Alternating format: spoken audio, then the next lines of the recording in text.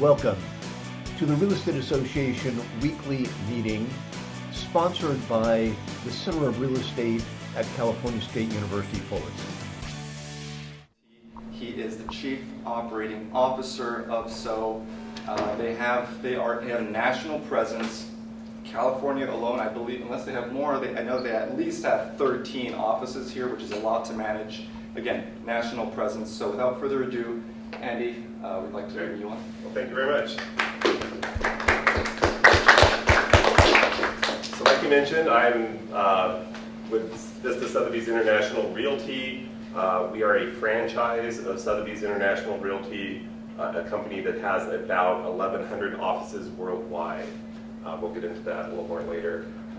What is Vista when it comes to the Sotheby's International Realty name, right? We have, anytime you see a name in front of Sotheby's International Realty, like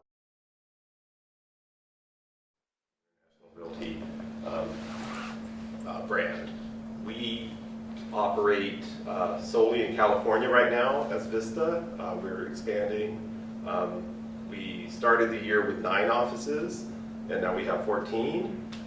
So we have purchased 2 companies in the first quarter of this year. Our goal is to be at 800 agents by the end of 2027. So we need to double where we are now. We solely focus on residential as part of our franchise agreement. No more than 10% of our transactions can be on the commercial front. So we do have to track. And here I am 26 years later, really sitting in the same office, kind of doing the same stuff, but just at a much bigger scale. South Bay Brokers was bought by Vista in 2015, the Chief Operating Officer of Vista, and we've kind of been on a growth schedule since then. Why am I here today speaking? Well, Kenya and Daniil reached out. Daniil was with our office for a little bit. He'll be back soon, I hope. And then also it just kind of hit with me, you know, hey, my daughter just started. Well, she's a freshman. Really enjoying the women's soccer team here, so that's kind of a Fullerton connection. Go Titans, right? And then also our Chief Marketing Officer, Erica Medina, who couldn't be here today because she's on an airplane for a family event in Iowa. She's actually class of 22002 here at Cal State Fullerton. So she wanted to be here as well, but could not make it. All right, let's move it forward. All right, so this is our footprint now. You can see we kind of started, here's the office I was talking about. This is where I've been living for the last 26 years. That's it right there at the Manhattan Beach. That's our corporate headquarters now. The ones you see in the circles are offices we've added within the last year. So we did purchase a company called Crest Sotheby's International Realty in Riverside. That happened last March. And then earlier this year we purchased the 4 you see in California foothills. This map is certainly not to scale. Those 4 offices you see there are based in the Sacramento metro area.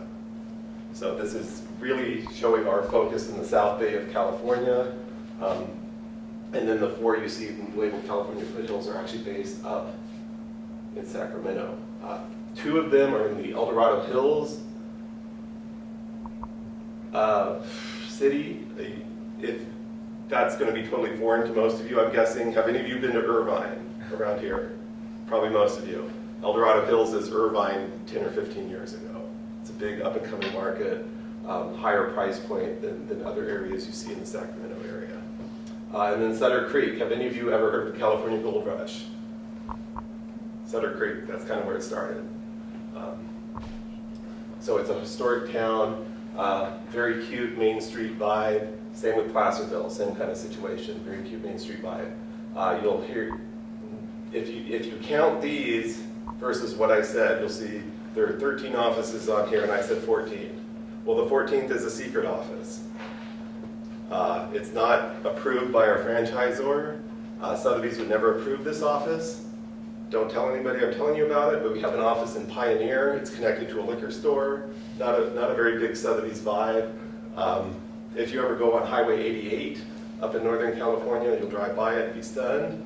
But it's a secret office that we can't tell the franchisor about, but it does very well in that community. So that was another one we picked up with those deals in Northern California. Okay.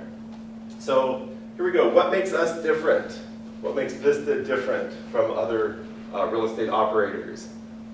Our main goal and focus is to make it easier for our agents, right? That's our company focus. Make it easier for our agents to help their consumers buy and sell real estate. We try to take 85% of the transaction off of the agent. That's through our operations, that's through our accounting department, that's through our legal department, that's through our marketing department. We're trying to take all these different things off the agent so that the 15% of the deal, the actual interaction with the consumer is easier. It's a hard business, I'm not going to lie to you. It's a hard business. We as a company try to take off the hard nitty-gritty administrative tasks that bog an agent down. That's what our culture and goal is. Okay? And then how do we do that? Well, we've kind of boiled it down into 10 core principles and 5 core values. There's a lot in here. This has been kind of trial by fire over the last 20-some years to boil it down to these 10 principles and 5 core values. I'll just kind of go over the core values. I hope you all get a copy of this presentation so you can go over the principles on your own. But this is really kind of the core into making a successful company, no matter what it is. This is focused on real estate, but these are 10 important principles, right? The 5 core values of brand ambassadors, be a good steward of the Sotheby's name and the Vista name. That's all that means. The next one is probably the biggest difference maker for our agents versus others. Having a collaborative culture. Information flow is key in real estate, especially in the residential markets nowadays, right? Everybody has Zillow. They can check, the beds, the baths, the estimated price on a property, right? What's really going on in the market is important.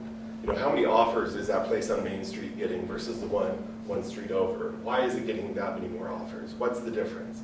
What kind of buyers are looking at a 3-bedroom house right now in this part of town versus that part of town? That's really the difference maker.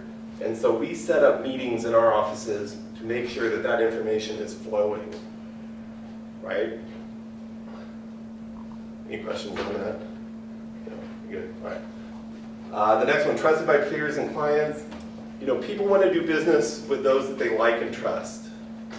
If you had an option of doing business with somebody you didn't know versus somebody you knew, you're always typically going to pick the person you know and trust, right?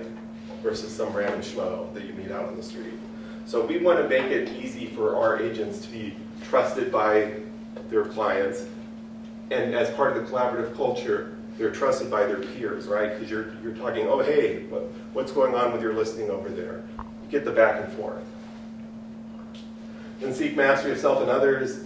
That's just, you're constantly learning in this business. No 2 days are the same, whether it's residential, commercial. I fell into this career, like I said, part-time weekend receptionist. Part-time lasted a week, and then I was hired full-time to be the IT manager, then it just kind of blossomed from there. You're constantly growing and learning. You have to survive. It's constantly changing. And then dedicated client service. You've got to want to help the consumer reach their goals. If you're in it for yourself, if you have commission breath, you're not going to last. It's not going to happen. All right. So what is Sotheby's, right? Have any of you heard the name before? As a real estate organization or as the auction house? The auction house. As the auction house, right. So the Sotheby's name started as the auction house, right? Selling art on walls, selling Van Gogh, selling Ming vases from China, whatever it might be. In the 1970s, they pivoted a bit, and they said, we've been selling these high-end products. Why don't we sell the actual houses that they're in as well? And they set up a real estate operation and tried to operate it. Well, they did very badly at that. The auction house is great at an auction house. They're very bad at real estate. So a couple years later, they pivoted again and licensed the name to a real estate franchisor. And that was good at picking out companies that did a good job of selling real estate. So that's where that tie-in is. As part of that as well, we have an excellent relationship with the auction house since we have our name kind of married with it. So if you ever happen to be in New York and want to check it out, contact me ahead of time and give it a tour. Kind of a cool deal. If you've never been there, it's a cool place. All right, go ahead.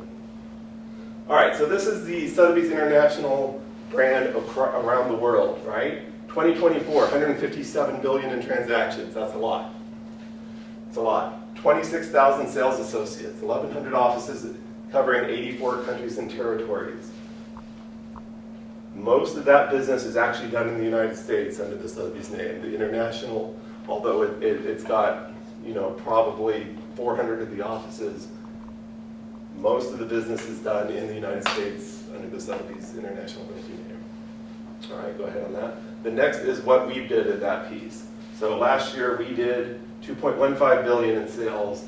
Our average sales price was approaching 2 million. We had 267 agents at the end of 2024. Well, I just told you we added 5 offices onto that, so we're up at 400 as we stand today. Per agent, we average about 8 million in sales, resulting in about 176,000 per agent commission. Pretty good. And then 1,100 transactions for last year. We're targeting probably close to 1,600 or 1,700 this year, and about 3 billion in sales, maybe, if all things go right. One of the key philosophies we have at Vista is the ninja selling philosophy. Now, in real estate, especially in residential real estate, you'll find a lot of dumb names come through. One of our software packages is called SkySlope. I don't know what that is, right? Another one's called Spacio. What's a Spacio? It doesn't make any sense. Ninja is also another weird term. We didn't name it. That's, it talks about how the name came about. Larry Kendall met a guy in his office called Jim Dunlap. They nicknamed the Ninja because he'd come in and do 5 deals and disappear for a week to call him. Okay, fine. But that name has stuck. And the Ninja selling philosophy is really a difference maker in real estate. A lot of real estate companies around the world do more of a transactional business versus a relationship business. In the high-priced areas, which is all of California, it needs to be a relationship business instead of transactional. You need to get to know the client, right? They're not going to spend a couple $100,000 just on a whim. It's not an Amazon transaction. Centric approach is get to know the person, get to know why they're in this, right? Are you trying to sell your house because, grandma's dying and you need to put her in a home, or are you trying to sell the house because you want to move up to something else, or you want to, you need to be in Missouri next week or next month because of a job transfer? What is really going on as part of the transaction? And that's really what the Ninja selling approach boils down to, is turning it into a relationship, turning it into a career that's manageable for you.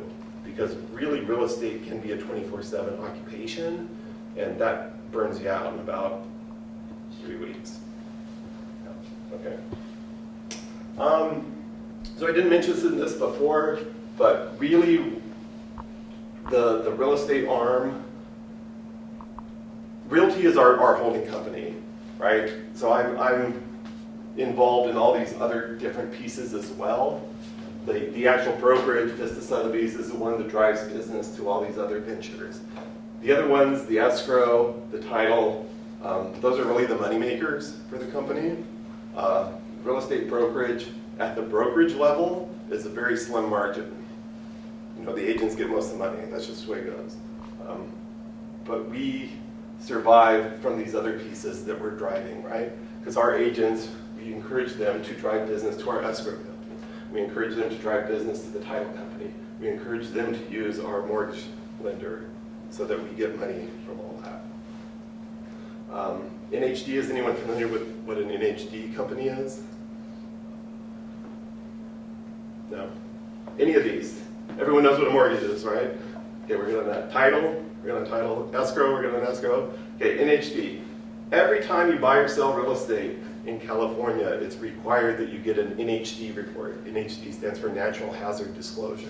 It means, hey, is your property on an old munitions dump? Is it within so many miles of a earthquake fault zone? Is it in a high fire hazard severity zone? It's probably a 50, 60, 70 page report that details all these different weird disclosures. Required on every transaction. We own a company that provides those. It costs about $100 per transaction. Our margin is very little on that as well, but it's just another service that we provide under the full umbrella. Right. All right, so industry discussion. Some weird things have happened in the residential world in the last 5 or 6 years.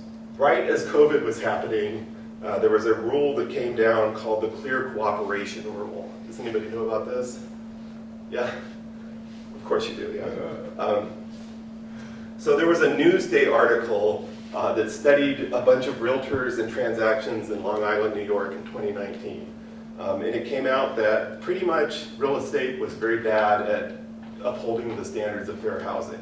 They were steering clients away from certain neighborhoods. They were treating people differently based on gender, based on race, based on whatever. They studied this over 3 years, and they published this article, and it caused, obviously, and rightfully so, a big stir in the industry. Like, what is really happening in real estate? So NAR, the National Association of Realtors, came down with this rule that if you're marketing a property, it must be on the MLS, so everybody has access to it within 1 business day. That was the rule, right? If you're marketing a property, you have to give everyone equal access to it within 1 business day. Why were they doing this? To prevent the fair housing violations that were happening, and also to give everybody an equal opportunity to see this property, right? Prevent the actual sale of properties off market. Did everyone clear on what an MLS is? I skimmed over that part. So everyone has access to that in the real estate community for property data. Well, what do you think happened when this rule came down? There was a lot of pushback because it's more work for the realtor. Sure, it's more work. Obviously, it's But less so they were intending to get all the properties on the market for equal, viewing, right? What actually happened? the opposite. In California, the opposite happened. There's actually more off-market transactions now. And why is that? Because it set a framework for what had to be done. The real estate industry is very good at looking at the rule and finding a way around it. So now that the actual framework was put out, now there were ways to get around it. Okay, well, the carve-outs of the rule were, if it's your company's listing, you can tell your company about it, but you don't have to market it, you don't have to whatever. So the bigger companies had an advantage because they didn't have to put the listing out there on the world because they could keep it internal. Kind of a silly thing. They've recently, in the last couple of weeks, changed the rule, and that's going into effect very soon. And who knows what's going to happen from it going forward. It might have skewed things a completely different way. We'll see how the market actually interprets that data. The other thing is the buyer-broker agreement rule that came into effect last year. You guys familiar with that one? No? So in the past, right, as an agent, you get a listing agreement to list a property and sell it. Then you place that property on the MLS. And you offer compensation to the buyer's agent if they bring a buyer for the property, which is kind of weird, right? The seller's paying for the buyer. It's a weird setup. So last year, there was an ongoing lawsuit that people were overpaying for houses because the commission was baked into the price already that was being offered on the MLS. So what did the rule come down and say? Okay, you can't do that anymore. As part of this big multi-billion-dollar settlement, you can't offer commission on the MLS anymore. You have to get a buyer agreement saying the buyer will pay the buyer side commission. The listing agreement stays the same. The listing agent's going to get paid by the seller. So the rule's in place now that everybody must have a buyer agreement. That part is great. That's a big plus to the industry. But what do you think happened when this rule went into effect. So the basis of the lawsuit was the buyers were overpaying because the commission was baked in. So the baseline of the lawsuit was buyers are getting screwed by overpaying. So what's happened now that buyer agreements are in force? The buyers are paying their agent. The buyers are paying their agents, and the actual commission rates have been rising in the last 8 months. Why is that? Because realtors are actually talking about the value they bring to the transaction. They're talking to their seller. So the seller side agreements are actually going up. Now they're talking to their buyers. Hey, for the services I provide, the knowledge I have of the market, my rate is 3% instead of when it used to be 2.5% or 2%. So you're seeing across the industry, commission rates rise, whereas the actual intention of all this was to kind of push them down and save the buyer money. So kind of interesting. It's a weird sandbox we play in, and things like this happen frequently. Okay, that's it on that. Let me just zipping through this. All right. Any general questions about me, about Vista, about the industry, about buyer-broker agreements, whatever it might be? Go ahead. So when you purchase a brokerage, do you pretty much take all their agents and then you just put one of your brokers in at the head of that brokerage you're taking over? Kind of, yes. So when the brokerages we bought, we end up buying the active listings and transactions. And real estate, they're not employees that you're getting, right? The realtors are all 1099s. So we come in and we do our best pitch to make sure that they want to stay with us. We typically raise their fees, which is hard because that's how we operate. We charge more to work for us.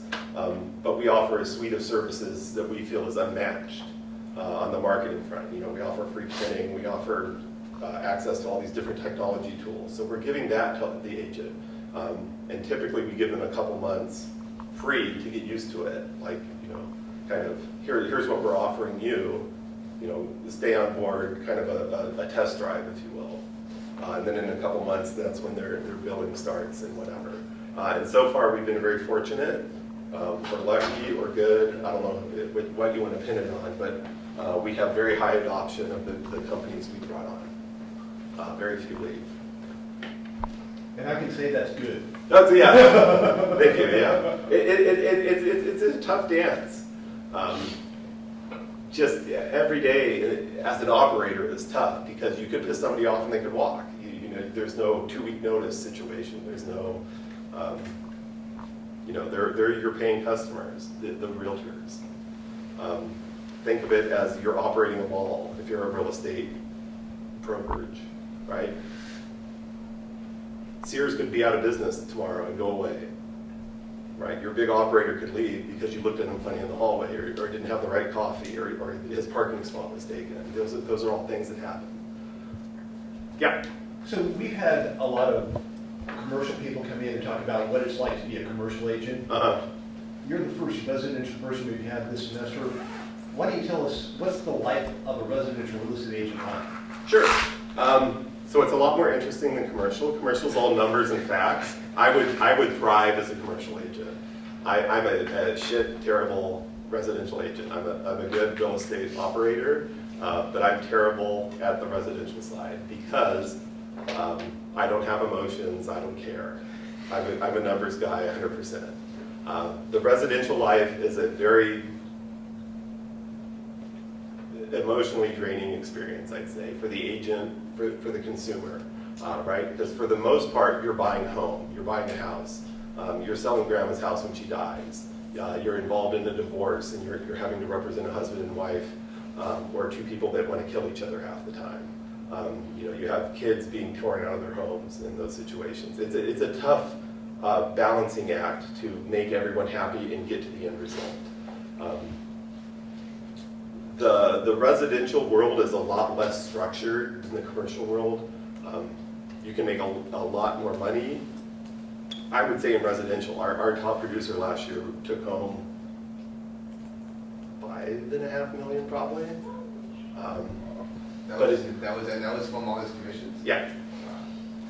Yeah, he's doing all right. Our lowest earner took home Zero, less than zero, because he's paying to be there, right? He lost money. That's just the way it goes. I would say in general, the splits are more preferential in residential real estate. For the most part in commercial real estate, you're probably going in at 50-50, maybe, if they're in a good mood that day. Residential, there are situations, not our office, but some offices offer 100%. You know, you pay $200 to hang your license or whatever it is, and whatever money you earn, you're in. I wouldn't recommend going to one of those offices. Like I mentioned earlier, residential, it's hard. It's a hard business. You need as much support as you can get. And to pitch us, I think we do a good job of that. From the day-to-day, from my perspective, it's super important to treat it as a career. A lot of residential people get a bad rap for part-timing it. You know, it's somebody that is doing it on the side. You know, they're a teacher during the day, then a real estate salesperson at night. You're going to get 1 or 2 deals out of that for sure, just based on your relationships. But if you treat it as a career and act like it's a career, put in your time per day, focus on the right stuff, networking, working on your sphere of influence, following a business plan, you'll be successful at it. Unless you're a dorky numbers guy like me that is better telling other people what to do. Yeah. So you talked about kind of like the top and bottom earners, but as far as like the average agent in their first year, like kind of what's their performance? So usually, so this is going to be a convoluted answer. Most people don't start out in real estate. Very few start out in residential real estate. Typically, they've fallen into it from something else. You know, they were in the clothing industry. They were a pharmaceutical salesperson. They were a copier. Most people fall into it from a different career. Usually, you're getting into residential real estate because you have something in your pocket, right? Your Aunt Sally wants to buy a house, sell a house, something like that. So for the most part, first year you do okay because you're coming in with some kind of business. You're going to have those 1 or 2 deals that motivated you to get into it in the first place. The second year is where it sucks because you've used up Aunt Sally, and now you have to actually convert that into doing a real transaction that you've kind of developed on your own based on the marketing or your prospecting or whatever you've done in the business. That's really kind of when people fail out. I would say just ballparking first year, you're probably good for 2 transactions. At our average price point, that's probably $50,000-$60,000.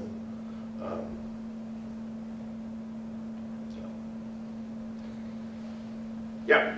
Have you seen if age affects how a real estate agent does? Because I'm sort of getting the stigma that younger people, when they go in, they get a stigma that they're inexperienced or they don't know what they're doing. Sure.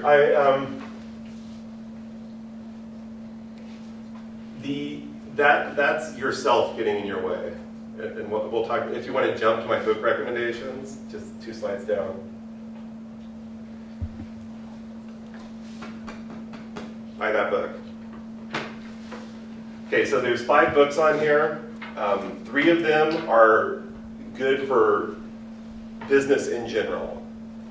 I have Never Split the Difference as the biggest one on here. That's required reading. This is all about negotiating in different circumstances. Absolutely required reading for any business venture you want to get a bit into.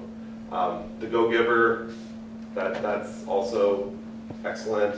I won't get into that one so much. But soundtracks. This is, kind of self-doubt and fears and overthinking. This helps you flip the script on that. 100%. There's no reason that you can't sell real estate at 18 versus 50 versus 60. It's all about your mindset. It really is. And people will, there's going to be objections to every transaction. Whether it's, you're too young as a realtor, or the price is too high, or the market's going to crash next week. It's really how you treat those objections and have a mindset and script that you can get around that. The other two books on here, Ninja Selling, I talked about a little bit before, but The Full Fee Agent is one that was actually written by the same author as Never Split the Difference, and it talks about realtors negotiating for higher commissions. It's fantastic from the residential standpoint. But as a college student, you're all overthinking. The way you look, the way you feel, the way you dress, whatever it might be. Just read it.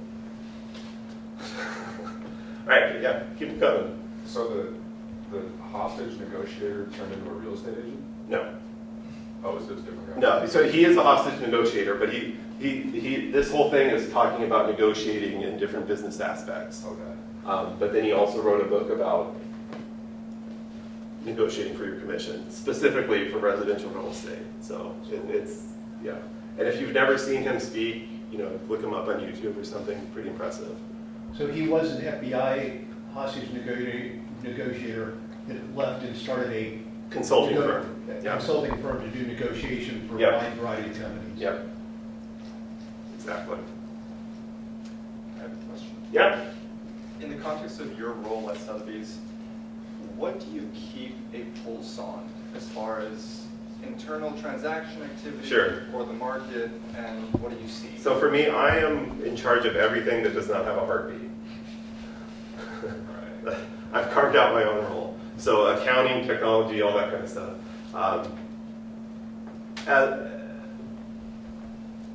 From our standpoint, right now, our sales are up 33% versus last year. This started well before the fires. People were saying, oh, the fires were a big generator of business. We've only seen 2 deals so far come into our markets from people actually buying out of the fire zones. We saw a big uptick of leasing in the middle of January. And we're actually expecting a big uptick in business now. A lot of people took on short-term rentals to kind of see what the lay of the land was. So you're seeing like a 3-month, 4-month lease that they went into. And now they're trying to see, hey, am I rebuilding or am I going to buy elsewhere? And just kind of anecdotally, a lot of the conversations we're hearing is that they're going to be buying elsewhere. They're not going to want to go through the process of rebuilding in those zones. That's what we heard. Yeah, in general, the market's up. The last 2 weeks have been interesting with tariff talk in the stock market. But that really hasn't affected us as a whole. I've only heard of a handful of deals fall out because their down payment evaporated in the stock market. I saw in your background mentioned interest or your role in the technology aspect of real estate. So how do you see that evolving? So, there's never been a piece of technology that solves the real estate puzzle, either from a brokerage standpoint or a consumer standpoint. What they all do is provide information in different ways. I give Zillow as an example. Zillow gives the consumer equal footing that an agent had 20, 25 years ago. You know what's on the market, you know approximately what it's worth, you know it's a 4-bedroom, you know what the house down the street sold for. Nothing's ever going to replace the agent in a transaction if the agent is knowledgeable, right? If they're plugged into, that one had 18 offers, this one had 2 offers, this one had the pool with the view, this one didn't. Those are harder things to encompass. When you look at Zillow, you can scroll down into the bottom and it talks about what is their Zestimate. Zestimate is their price estimate of the property, right? And they're happy if they're accurate. It's like within 90% of the price, 75% of the time. Well, you could be off by hundreds of thousands of dollars and still meet that metric. So what's a couple $100,000 between friends, right? If as a professional, if you gave a number that was off by $250,000, you'd never get any repeat business. But Zillow kind of brags that they're kind of within that range most of the time. And it doesn't make any sense to me, but it's a tool that has evened the playing field for consumers and has really allowed the better agents to do better business because they know what's really going on. A lot of play has been in the real estate market of trying to make the right CRM tool that customer relationship manager. So you're calling the right people at the right time. The best tool in the business is one that works for you. So the best agent I've ever worked with, she kept a one-page college rule, yellow notepad with her at all times. She had her 200 contacts written out on there, and she every week changed the order of those contacts. She'd move one person up, down to the bottom of the list, and she'd rewrite all 200 names, microscopic handwriting, on this thing, and she'd make sure that every 2 weeks she contacted each of those people. She was doing 50, 60 deals back in the early 2000s just by contacting her people on a routine.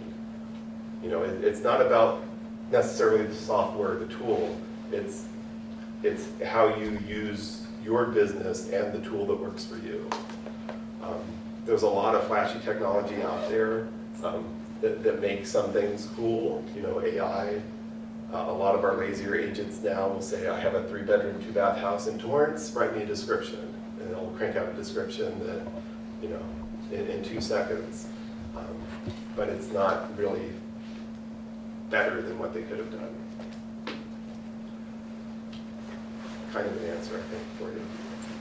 I have a follow-up question. I'm like, what markets do you buy brokerage from? I know you're really wanting to expand in California. I mean, you Right. want to go and jump your brokerage to So- agents. What Sure. markets do you look at? Or Sure. So our first choice is really other Sotheby's franchises, just because they kind of share the same culture, and that's really the hardest part to impart on a new brokerage is the company culture.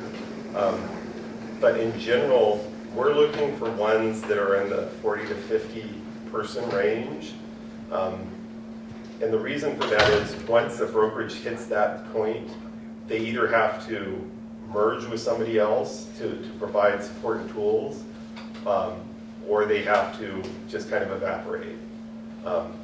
There's a big challenge in the market now. Who buys real estate brokerages? That's what we're finding. They reach these levels of 40 to 50 agents, and then at that point, what's the escape plan? exit strategy? What's the exit strategy?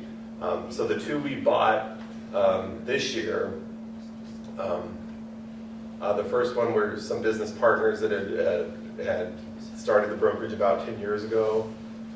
They don't get along that great anymore. They're both very good salespeople, and they don't want to manage a real estate office anymore. So it made a lot of sense. They knew us from a previous situation. They were in touch with our CEO frequently about in a networking group, and he said, well, we'll buy you. And I'm like, okay. And it just kind of came together. The other one, he was a solo operator, he and his wife. They had one employee, they were trying to manage 70 agents, and it just wasn't working.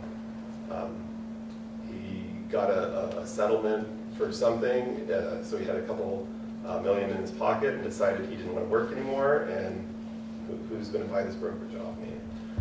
And the only reason he heard about that was because we had just bought the other one down the street a couple weeks before. So that one then came together. Our eyes are open for any really retiring operator that doesn't have an exit strategy right now. Whether it be 50 agents or more, but that's really what we're focusing on.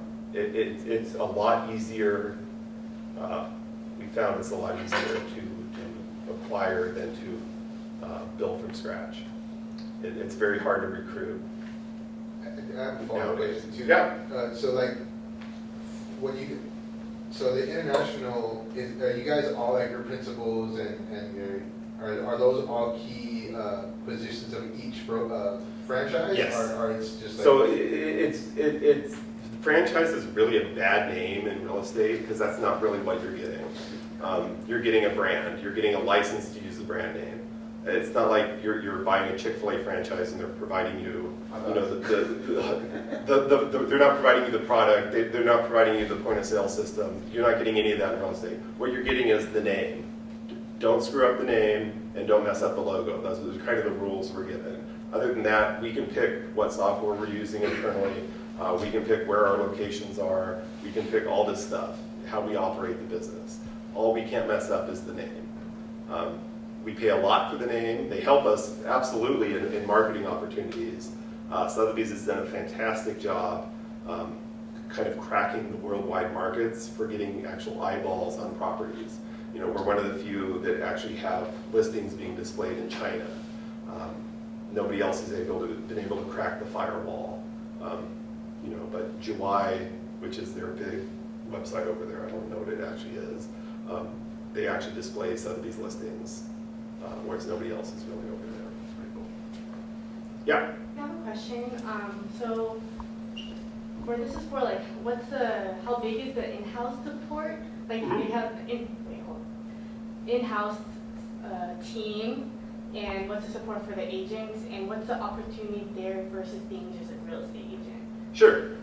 So like actually working for like what I'm doing. Support, yeah. Yeah, sure.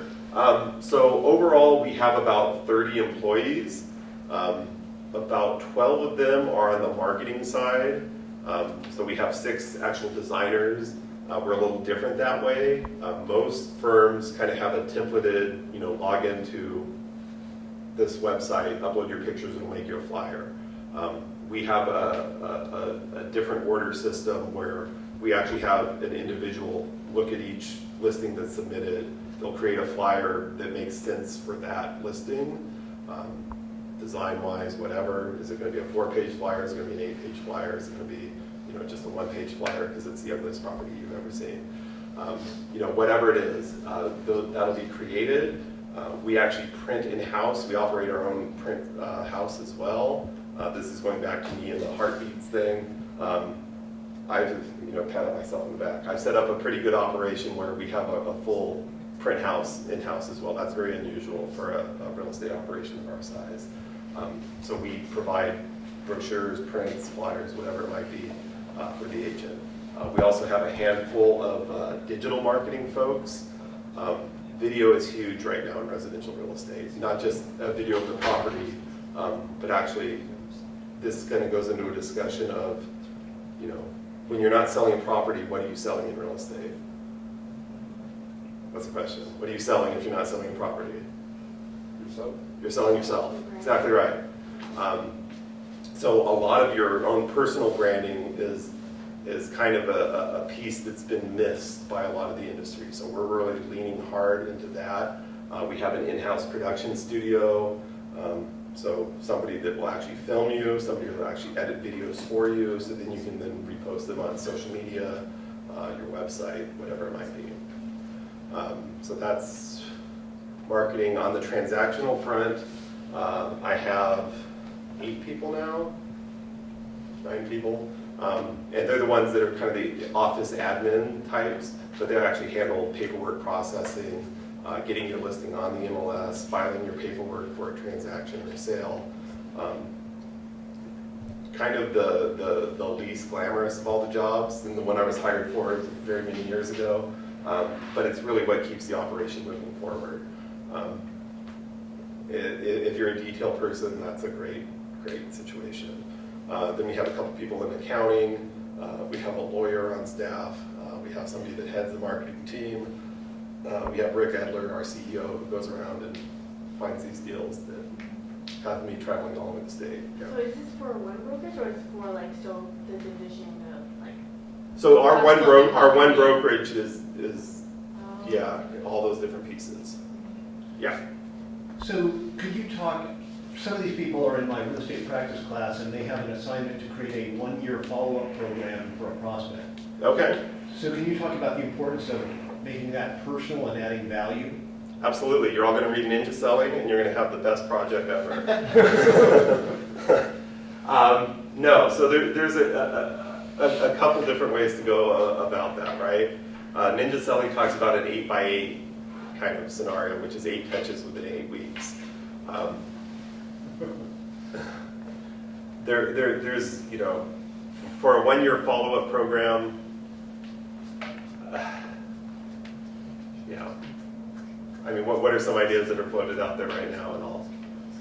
Initial contact, follow-up email, and Sure. also like newsletters. Sure. All right. So yeah, that's all part of it, and it's just following the routine. It doesn't. There's no big secret to it, as long as you have a process in place. Where agents mess up, where the industry messes up, is they try 1 or 2 things, 1 or 2 contacts, and then it dies off. Whether because fear of rejection or you just get tired of doing the same old all the time. That's where you fail in real estate. You have to, it doesn't matter what the routine is. If you pick a routine, the Ninja Selling routine, Brian Buffini's another one with a great process out there. Mike and Tom Ferry, also great processes. If you set up the routine, yellow pad of paper, remember I mentioned yellow pad of paper, contact those 200 people every 2 weeks. Whatever it is, whatever works for you is going to work. You just have to stick to the plan. That's where people fail. They fall off the plan. I have a follow-up question. Yep. So when you buy brokerage, these other firms, Mm-hmm. does those agents share their CRMs with you? Or do you guys share yours with them? We offer ours to all of them. We use one called Close, C-L-O-Z-E. Back in my days when I was on the tech committee for Realty, that's the one we put in place. It's good, it's powerful, it's got a lot of great tools. On the bad side, it's got a lot of great tools. It's too confusing for most people in the real estate industry to use. So that's why we've kind of pivoted and said, use the one that works for you, whether it's the yellow pad of paper, whether it's, you know, something with a little more technology behind it. There are a bunch of CRMs out there. We make sure we offer one to everybody, sure, and one that we know and love because I can teach on it. But if your business is good, it's not going to improve it if you have a good process in place already.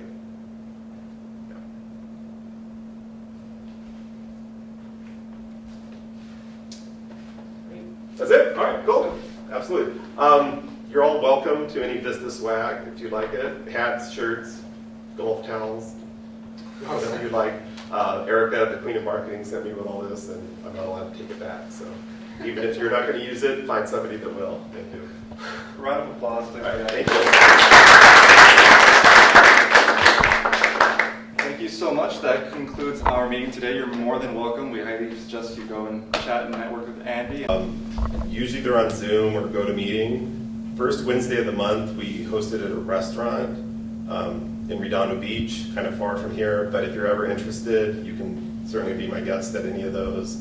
A lot of industry information, a lot of sales information. You can hop and hop with the agents that actually do the hard work day to day.